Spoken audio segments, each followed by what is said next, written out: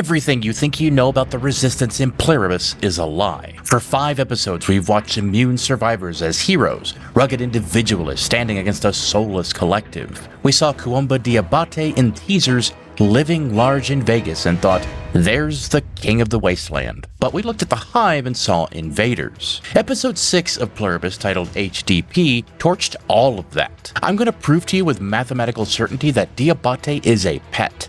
I'm going to show you how a single costume detail, his white tuxedo, rewrites the entire genre of this show from survival thriller to psychological horror. And we're going to talk about the terrifying implications of the Cena Paradox, which confirms that the Hive isn't trying to save humanity. They're managing our extinction.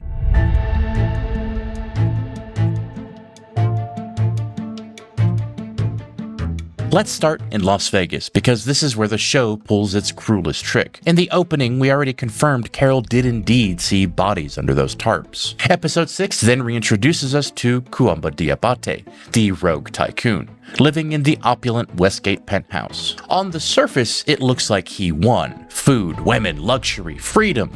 He's living the dream, right? But look closer. He's a zoo exhibit. Here's what we need to understand about Diabaté's costume.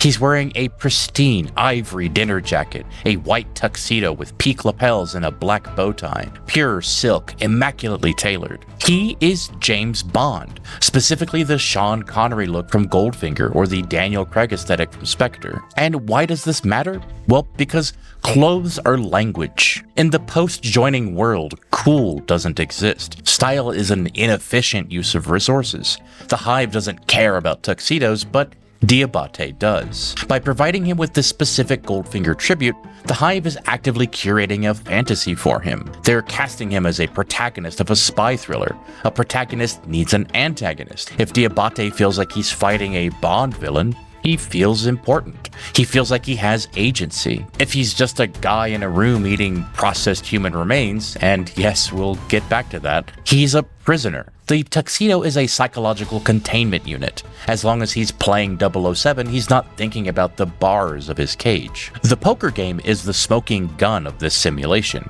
This scene is a direct reconstruction of the high-stakes games in Casino Royale and Thunderball. The entire scene is even conducted in French, just like the Montenegro casino scene in Casino Royale, adding another layer of cinematic homage to the performance. And here's where it connects to something else. Remember The Matrix? Cypher sitting across from Agent Smith negotiating his return to the simulation?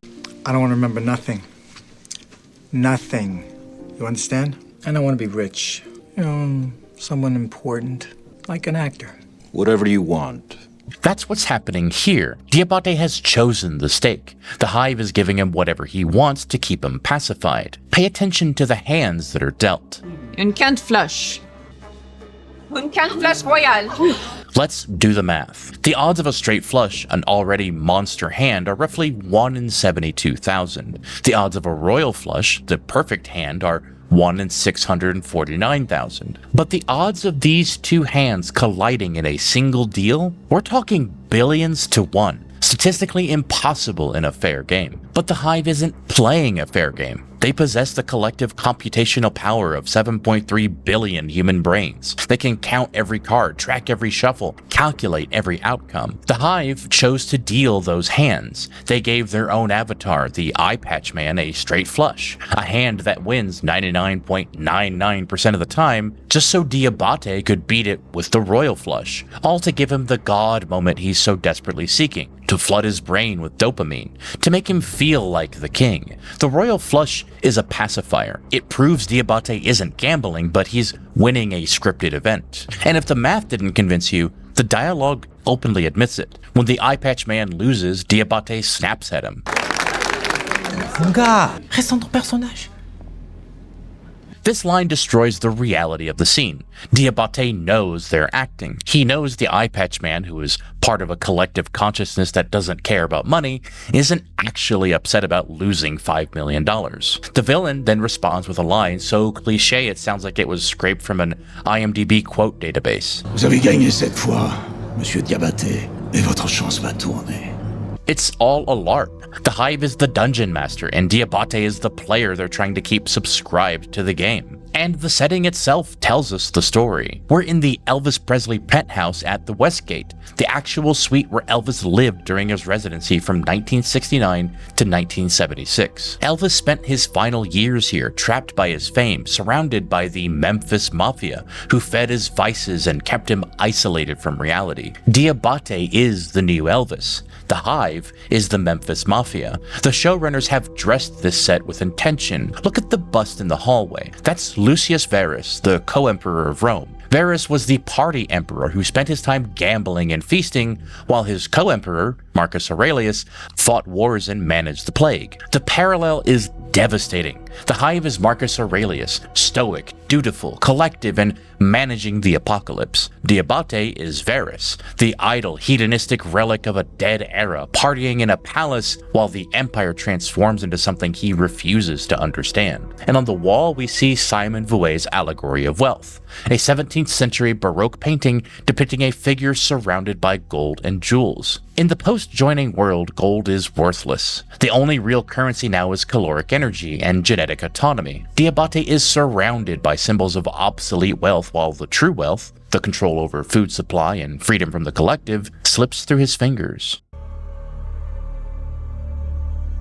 Now, while Diabaté plays cards, Carol discovers the bill for the buffet. Episode 6 finally answers the question, what do they eat? The answer transforms Pluribus into industrial horror. The Hive chooses John Cena to deliver the message about the food supply. The real John Cena, now part of the collective, is explaining the problem to Carol. Once again, they are still not willing to be near Carol as established in the previous episodes after she nearly killed Zosha. The choice is darkly ironic. Cena is famous for playing Peacemaker, a character who said, I cherish peace with all my heart.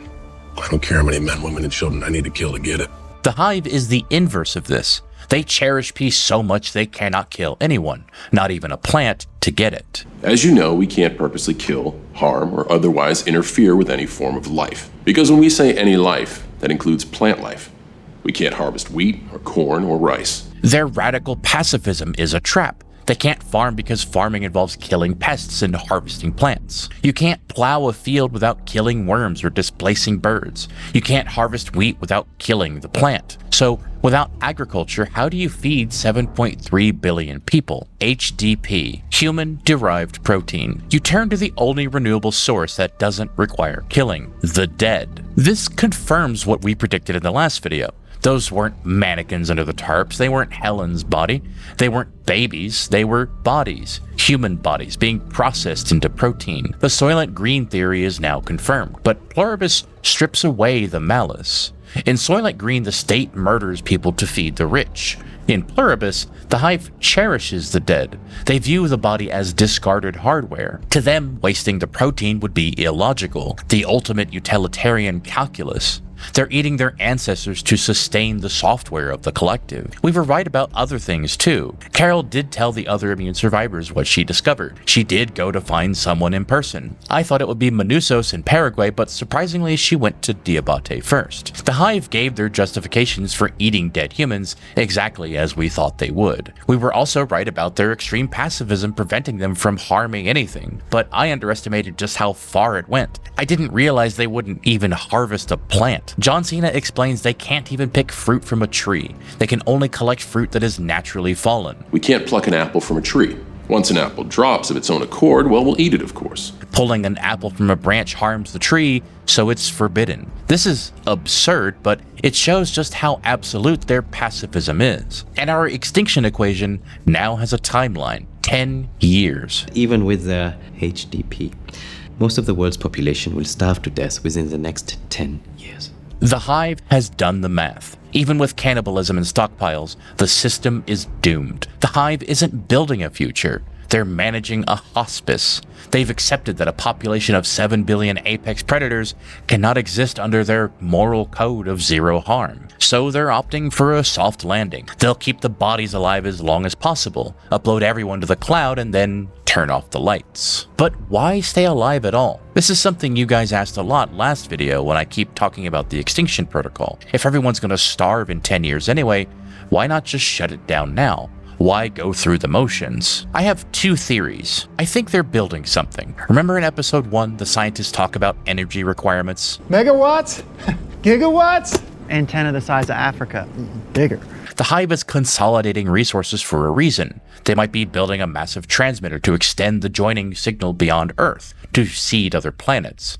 The virus wants to spread. That's its biological imperative. 10 years gives them time to finish the project before extinction. Or the pacifism isn't a choice. It's part of the virus protocol itself. Think about it. If an alien intelligence wanted to clear a planet of an invasive species without directly killing them, what better way than to program them to stop farming, stop reproducing at replacement rates, and peacefully process their own dead until the population naturally collapses? The 10-year timeline isn't a bug, it's the feature. The virus is making room for whatever comes next. That's just a theory, of course, but they explain why the Hive isn't just giving up.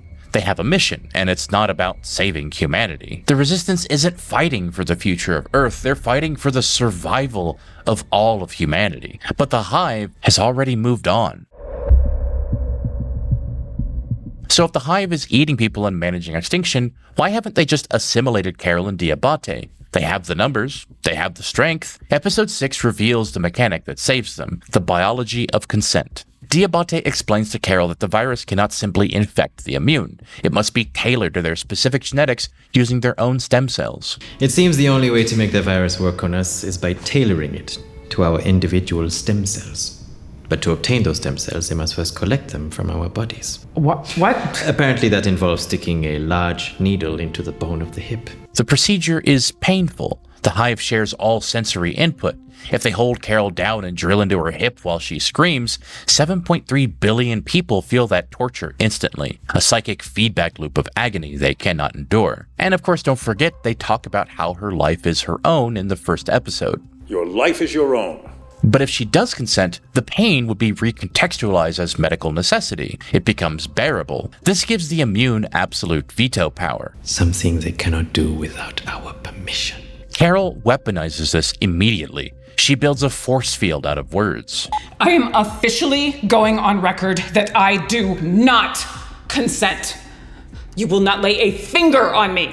The Hive is trapped by its own empathy. They physically can take her, but psychologically cannot survive the act of taking her. And this explains the Vegas simulation. They have to seduce Diabaté because they cannot conquer him. They need him to say yes. If Diabaté is the seduction, Manusos Oviedo is the rejection. The title HDP has a double meaning. In the Hive sterile language, it's the human-derived protein, but in the Spanish vernacular of Manusos, it's hijo de puta, which means basically this.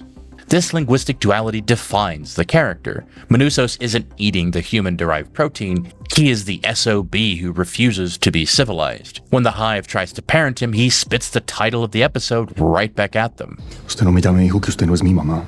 Mi mamá es una cabrona.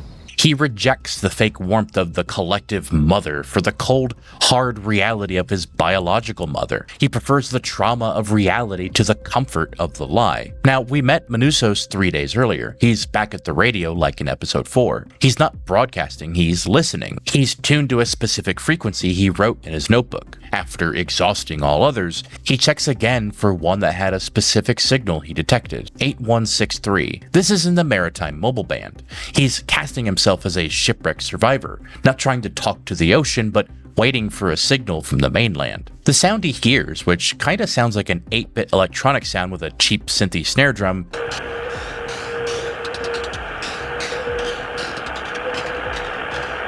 suggests he found something. Not a voice, but data. Is he listening to the Hive's source code? Or is he listening to the original signal from Kepler-22b? This is the only radio signal giving him anything at all.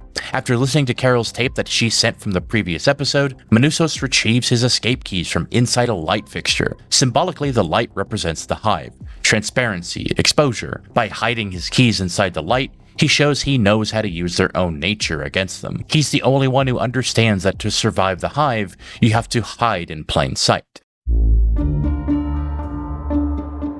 So based on the HDP revelation, the consent mechanic, and the patterns we're seeing, here are my predictions for the next 2 episodes. I think Carol might discover the transmitter project. The Hive needs massive amounts of energy. They're consolidating resources, emptying cities, redirecting labor to something big. The antenna, the size of Africa from episode 1 isn't a throwaway line, but might be the endgame. Carol is going to find out they're building a planetary transmitter, maybe to extend the joining signal to other worlds, maybe to upload consciousness before the 10-year clock runs out. When she realizes the Hive is using humanity's final decade to build infrastructure for their next phase, while billions starve, that's when she stops trying to cure them and starts trying to end them. I think Diabaté will meet Elvis's fate. The showrunners put him in Elvis's penthouse for a reason. Elvis didn't escape the Westgate, he died there. Diabaté, surrounded by the same excess, the same isolation, might follow the same path.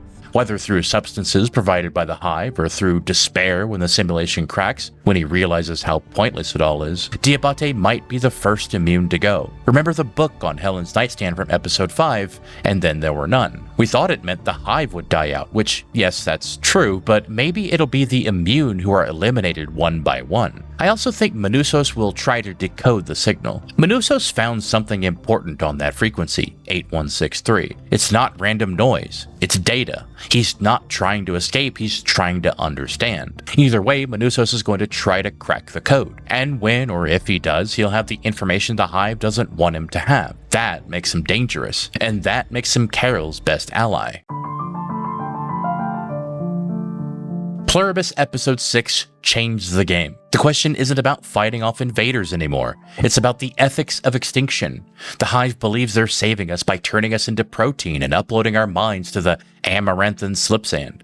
Diabaté is hiding in a tuxedo, pretending the music hasn't stopped, while Manusos is eating dog food and listening to static, waiting for a ship that might not exist. And Carol? Carol is holding the grenade. The Hive is probably betting that 10 years of hunger and desperation will force the immune to say, I consent. Carol is betting that one person with a radio and a grudge can burn the whole hospice down. And I know who I'm betting on. But what do you think? Is the white tuxedo a sign Diabaté is already broken? Or is he playing the long con? What's on frequency 8163? Let me know down in the comments below. And remember, don't drink the milk. And if you want to see how these predictions play out, subscribe so you don't miss the breakdown when episode 7 drops. Episode 9 will be the season finale, so we'll definitely be here for that, and based on what we're seeing, it's probably going to be catastrophic. But one more thing, if you're enjoying these theories and want to support the channel, consider becoming a member. Members get early access to new theory videos, and I've got some big ones coming up. A Jurassic Park breakdown that completely recontextualizes the entire franchise, and a Toy Story theory that'll change how you see Woody forever. Every new member helps me get closer to doing this full time, and I'm genuinely grateful for everyone who's already joined. If you want in, there's a join button below the video, or click the link in the description. Thanks for watching, and I'll see you after episode 7.